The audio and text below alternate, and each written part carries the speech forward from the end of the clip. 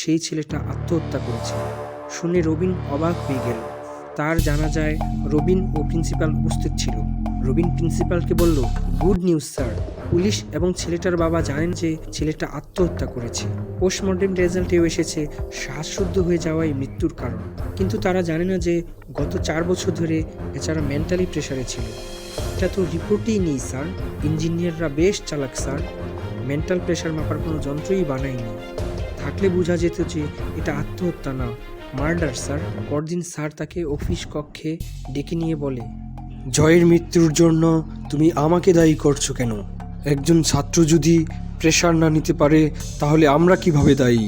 জীবনে যে কোনো সময় প্রেশার আসলে তার দায় কি সব সময় আরেকজন নেবে? রবিন বলে, স্যার আমি আপনাকে দোষ দিচ্ছি না, আমি অ্যাকচুয়ালি সিস্টেমকে দোষ দিচ্ছি। স্যার আমার কাছে কিছু স্ট্যাটিস্টিক্স আছে। আত্মহত্যার দিক দিয়ে